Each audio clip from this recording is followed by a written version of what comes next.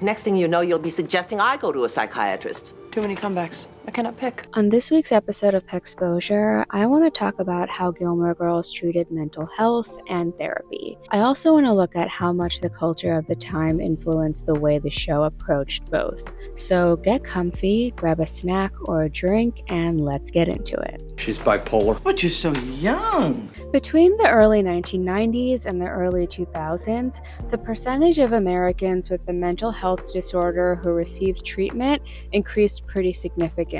People were also becoming more open to the idea of seeking help, and antidepressant use was becoming much more common. So mental health treatment was becoming more normal. But socially, it didn't necessarily feel normal yet. Needing therapy could still make you seem unstable, and that's the culture Gilmore Girls existed in. Let's take a look at this scene in season 1. Simply nuts. Or bipolar. That's very big nowadays. She says bipolar almost like it's a trend. And when you look at what was happening around the time this episode aired, that line makes a little more sense. Mental health diagnoses were becoming much more visible in pop culture. By 2000, when Gilmore Girls first started airing, bipolar disorder had become recognizable enough that Lorelai could casually drop it into a joke, and the audience can assume what she meant. The media was feeding us celebrities' personal lives as entertainment. You didn't have to seek out celebrity gossip to know who was struggling. Let's jump a little ahead to 2006 and look at what was going on with Britney Spears at the time. This was when her parenting was under constant scrutiny, and Gilmore Girls actually participated in that conversation. Britney Spears does not know which end of a baby goes up. At the time, that joke didn't need any explanation. The media had already given us the context we needed. The shows and movies of the 2000s weren't separate from tabloid culture. The same celebrity stories we were being fed to as entertainment made their way into scripts and often became punchlines. Girl Interrupted. Now that's my idea of a feel-good movie.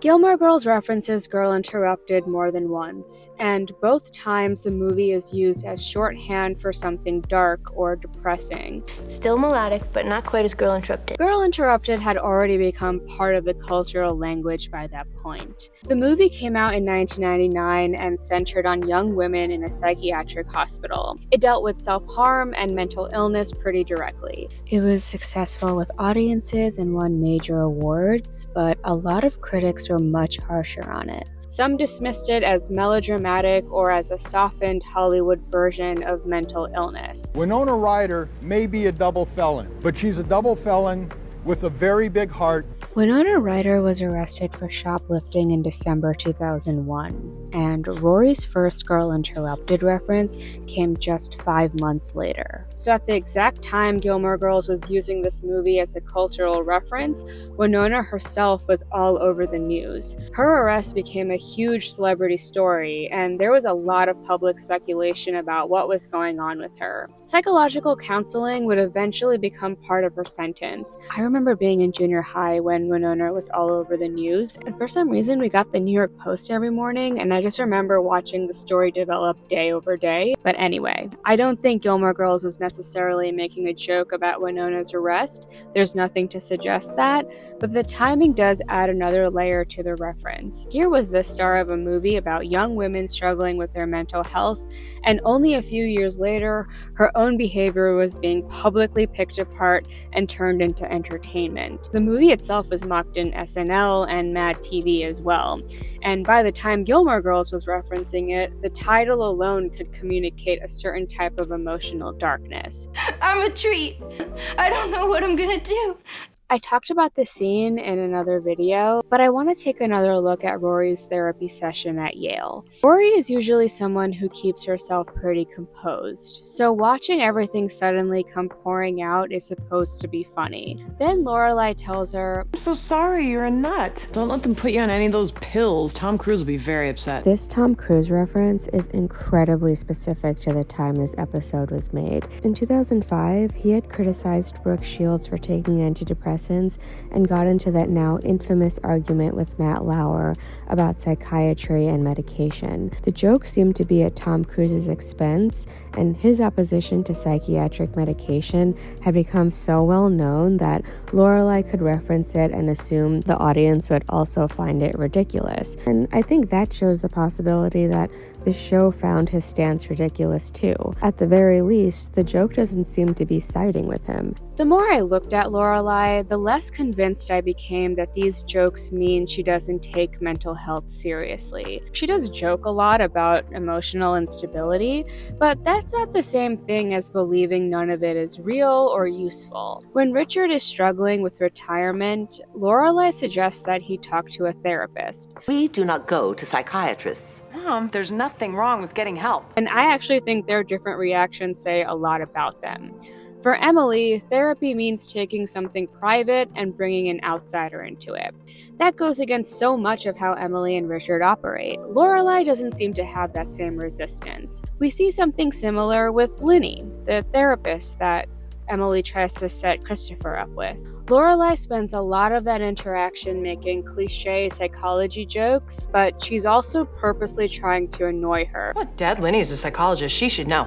Once it's just the two of them, the tone changes. Lorelai actually opens up to her about Luke, and I think that says a lot about Lorelai because joking is one of the ways she handles discomfort in general. When she stops joking, she can actually be pretty open. We see that again in the revival, when Emily and Lorelai are in therapy together. A lot of those sessions are still played for comedy, and eventually the therapist herself becomes part of the joke when she auditions for the Stars Hollow musical. Hey, can you put in a word for me with the director? You're totally screwed. My therapist is understudying the lead in the moronic musical down the street. I'm done with my therapist. Even in 2016, the therapist still somehow ends up being the punchline. And I don't want to go far into making assumptions about why, but I do wonder how much of this comes from the culture the writers themselves came up in. If something was treated as completely normal comedy for decades, you might not immediately recognize that the culture around it has changed. But before the therapist becomes part of the joke,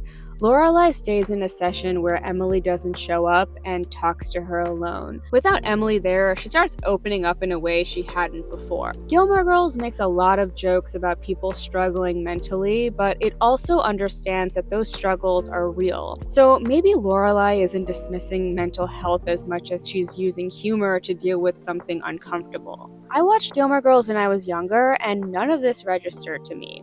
They were just jokes. The fact that I notice them now says something about how much the culture around mental health has changed. We talk about therapy much more openly now. I think the 2010s were a period of growing pains around all of this. People were becoming much more comfortable talking publicly about mental health, but we were still figuring out what that openness was supposed to look like. I don't know why, but I just thought about when Katy Perry did an actual therapy session during her Witness Worldwide live stream thing in 2017. This was an incredibly personal therapy session being live streamed as part of an album rollout. But when I think about it now, it doesn't actually feel that far removed from the kind of conversations we regularly watch or listen to on podcasts. You can turn on something like Jay Shetty's podcast and hear celebrities talk for an hour about deeply personal parts of their lives. Some of these conversations can feel pretty close to sitting in on a therapy session. And when you compare that to Katy Perry's live stream,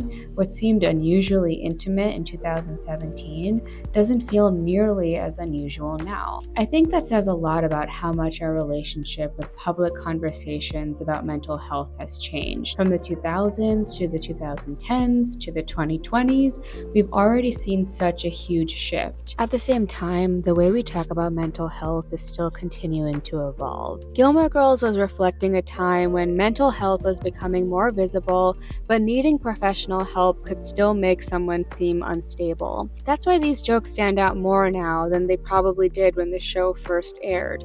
And I think that's what makes Gilmore Girls so interesting to rewatch. It understands emotional dysfunction really well, even when the language it uses around mental health feels dated now. I feel like rewatching an old show can tell you just as much about the culture as it does about the characters. Let me know how you remember people talking about therapy and mental health in the decade you grew up in. I'm always so interested to see how it's changed over the years. Thanks so much for watching. If you enjoyed this video, please make sure to give it a like and subscribe if you want to see more videos from me. And I'll see you guys in another episode of PEXPOSURE soon. Bye!